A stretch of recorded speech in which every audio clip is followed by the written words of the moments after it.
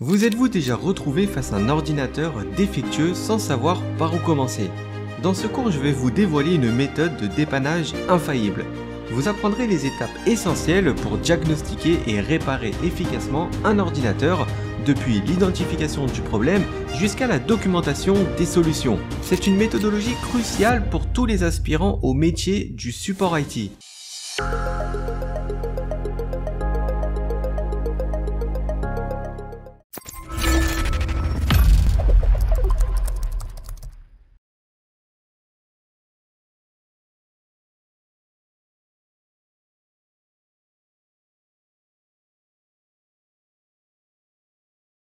Avoir une bonne méthodologie de dépannage permet de suivre des étapes essentielles pour diagnostiquer et réparer un ordinateur.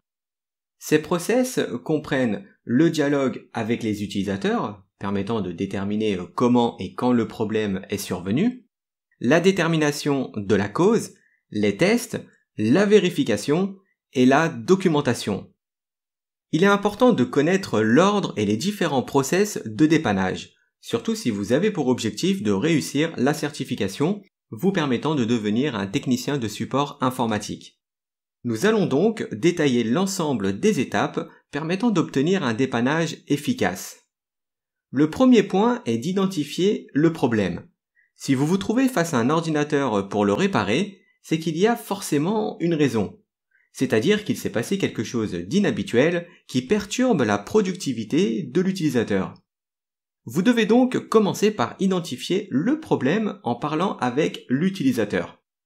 Demandez-lui par exemple de vous montrer ce qui ne va pas.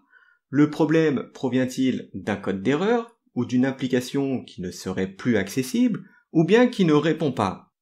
Seulement après, vous pouvez poser la super question permettant d'avoir plus d'infos sans forcément accuser l'utilisateur. N'oubliez pas vos talents de communication que nous avons vus dans le cours précédent. Demandez-lui, y aurait-il eu un changement récemment sur l'ordinateur qui aurait pu avoir un impact sur le problème actuel? Avec cette question, qui n'accuse pas directement l'utilisateur, c'est comme si vous lui demandiez en réalité, mais tourné différemment, avez-vous manipulé l'ordinateur? Avez-vous installé un programme non autorisé? Avez-vous connecté une clé USB venant de l'extérieur? Bien évidemment, ce type de question accusatrice n'est pas à poser directement au client. Le principal but, c'est de trouver le bon dialogue pour que l'utilisateur s'ouvre à vous et vous aide à résoudre le problème. Ensuite, dès que vous avez récupéré un maximum d'infos, vous pouvez examiner les journaux du système et rechercher éventuellement des logiciels défectueux. Il est important avant de modifier quoi que ce soit de bien sauvegarder les fichiers les plus critiques. Sinon, l'utilisateur risquerait de ne pas être content et pourrait même faire remonter ce manque de précaution à votre supérieur. Dans la plupart des examens de certification, les techniciens doivent impérativement sauvegarder le système avant de commencer à travailler dessus. Même si, dans la réalité, on sait très bien que ce n'est pas toujours le cas. Après avoir identifié le problème, vous devez établir une théorie sur la cause principale du problème. C'est-à-dire que vous devez analyser le problème et en trouver la cause. La plupart du temps, en fonction des symptômes, vous aurez certainement besoin d'effectuer des recherches internes ou externes. Un bon exemple de recherche externe est Internet. C'est un outil extrêmement puissant quand on sait faire des recherches, car ça permet d'apporter des réponses rapides sur des problèmes très techniques. Si l'ordinateur du client affiche un message d'erreur, eh bien il vous suffit simplement de copier-coller cette erreur dans un moteur de recherche. Et une recherche interne consiste à demander de l'aide à d'autres techniciens ou bien d'effectuer des recherches dans une base qui recense l'ensemble des problèmes passés avec les process de résolution. Rappelez-vous que ce n'est pas forcément mauvais de ne pas tout savoir, surtout dans le monde de l'informatique IT qui est un domaine évoluant très rapidement. Pendant le processus de dépannage, vous devez faire jouer l'ensemble de vos sens. N'hésitez pas à ouvrir le boîtier et tenter de visualiser s'il n'y aurait pas un connecteur défectueux ou des débris d'une des cartes qui composent l'ordinateur. Un examen visuel de l'extérieur est tout aussi important. Par exemple, si l'utilisateur ne peut pas se connecter au réseau, eh bien, commencez par vérifier si le câble est bien branché, et surtout s'il est en bon état. Ça peut arriver qu'à force de rouler dessus avec une chaise de bureau, eh bien, les fils se détériorent à l'intérieur.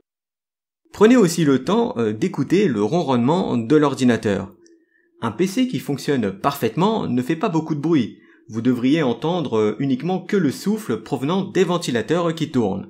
Par contre, si vous entendez des genres de petits cliquetis ou des sortes de grincements, ce n'est pas très rassurant. C'est que le disque dur pourrait être la cause du problème. On rentrera plus en détail sur les disques durs dans un autre chapitre.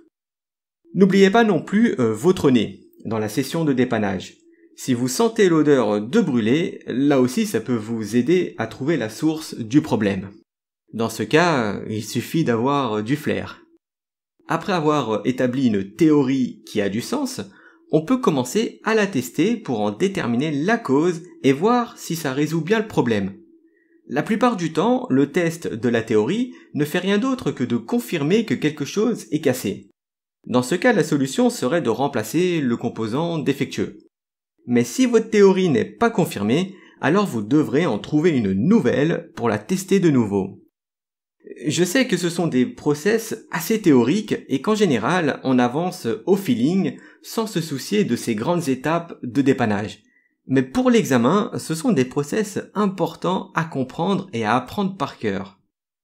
Pour en revenir à ces fameux process, si la solution à votre théorie relève de votre compétence, alors c'est parfait. Avant de passer à l'action, n'oubliez pas de vérifier auprès de votre direction que vous ayez bien les permissions pour intervenir. Il faut toujours prendre en compte les différentes politiques de l'entreprise et bien suivre les procédures pour se décharger de toute responsabilité. Et si vous n'avez pas les compétences et ni même les autorisations pour résoudre le problème, alors vous devrez faire remonter le problème. Il est normal de faire escalader un problème. N'oubliez pas qu'une personne ne peut pas tout savoir, ni même résoudre tous les problèmes. Pour remonter un problème, vous pouvez le faire de plusieurs manières. En fait, tout dépend encore une fois de la politique de l'entreprise. Par exemple, ça peut être d'appeler son supérieur ou bien de remplir un formulaire qui sera envoyé vers un autre service.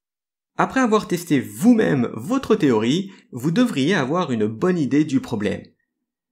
Il est maintenant temps d'établir un plan d'action pour résoudre le problème, c'est-à-dire de mettre en place la solution.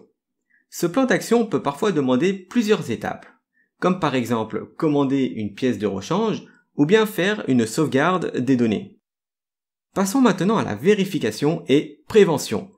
Vous venez tout juste de résoudre le problème, du moins vous pensez que le problème est résolu, vous allez donc pouvoir entamer le processus de vérification en ajoutant une petite touche de prévention.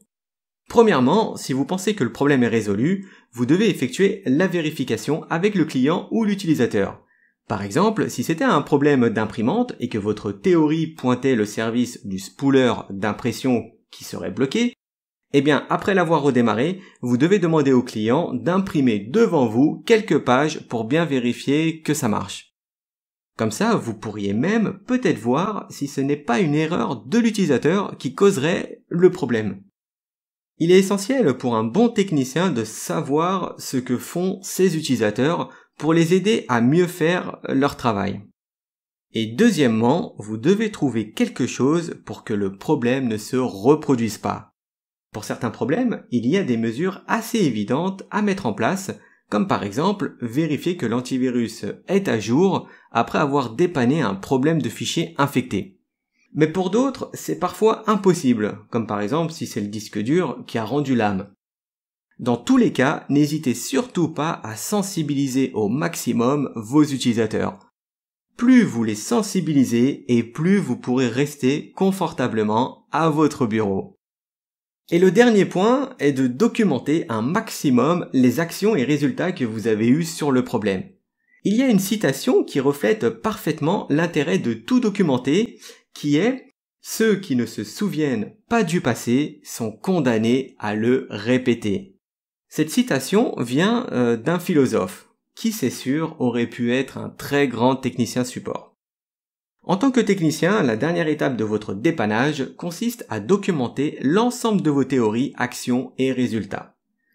L'idée est de savoir quel était le problème, qu'avez-vous fait pour le résoudre, qu'est-ce qui a fonctionné et qu'est-ce qui n'a pas marché. Une bonne documentation est le fruit d'un bon technicien. Recenser l'ensemble des problèmes permet de garder un historique sur les différents dépannages qui a eu lieu. Par exemple, si vous et vos collègues techniciens résolvez plusieurs fois un problème spécifique sur l'ordinateur d'un même utilisateur, eh bien au bout de la 4e fois, vous pourriez envisager de changer complètement son PC plutôt que de le réparer une énième fois. La documentation permet aussi d'aider les autres techniciens à prendre la bonne décision ou à savoir s'il doit continuer une tâche sur laquelle un autre technicien aurait travaillé dessus. Le fait d'avoir une documentation sur ce que vous avez fait signifie aussi que vous n'avez pas à faire appel à votre mémoire. Si l'un de vos collègues vous demande ce que vous aviez fait pour résoudre un type de problème il y a plusieurs mois. La documentation permet aussi de couvrir vos arrières. Dans un monde où il y a de plus en plus de procédures, vous devez documenter un maximum.